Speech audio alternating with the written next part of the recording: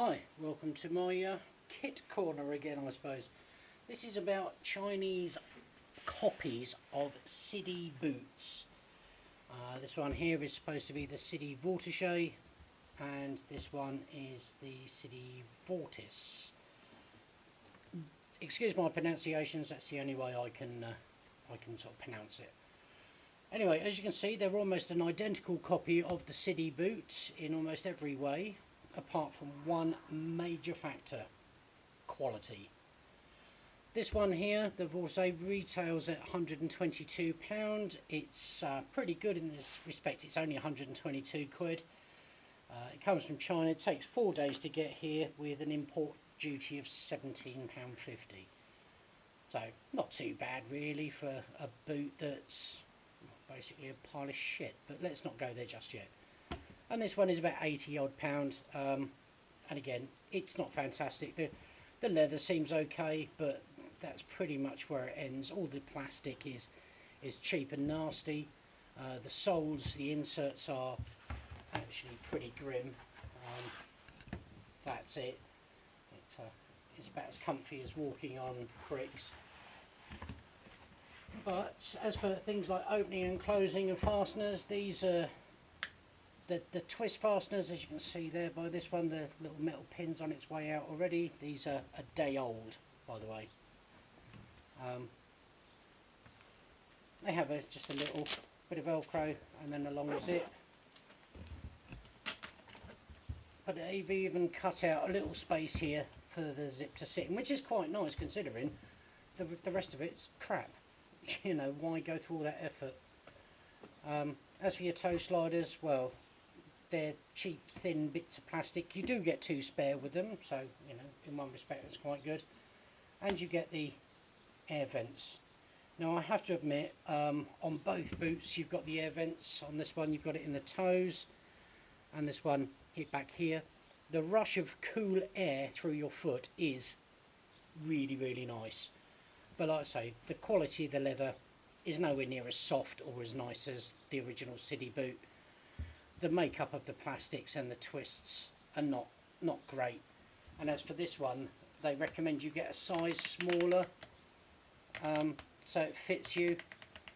Well, sorry, a size larger. I did that and it's still too big, so if you're going to buy them, get the proper size.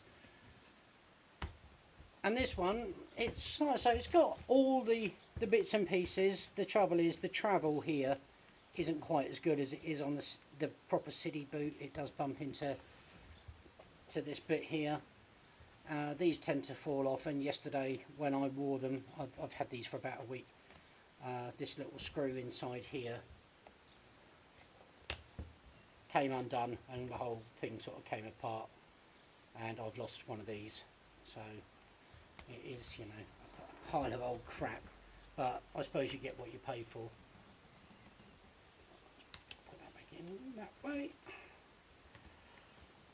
It won't be long till this one goes. The fasteners are the same as the Mark 1 SIDI Vortice. You just twist and twist it out.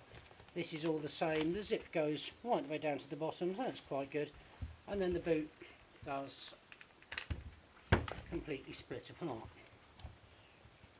so you can get it in. They've even put the toe tongue on, which is quite good.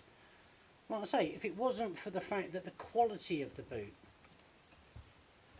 it would be brilliant. And for the price, considering SIDI want £300 plus for theirs, would be phenomenal. And if you wanted, you can take these off and this off and replace them for genuine SIDI parts, and nobody would be any the wiser. The same as this down here, because it's all interchangeable. The only thing that isn't the same is the sole. On the SIDI boot, this piece here, you can take it out and put a new one in. On this speed boot, you can't. So that's it really, the Chinese copies of the SIDI boots. Would I recommend you buy them? Honestly, no. I only got this one because the first one of these that I bought, it just fell to pieces, and they gave me this as a replacement. I have managed to fix half of the boot, but to be honest, it is a waste of money and they're not very good. This would be great for maybe the winter to run in until it dies and then just chuck it in the bin. But if you are going to spend 100 odd quid, well, save up the other 100 quid and buy a real pair, to be honest.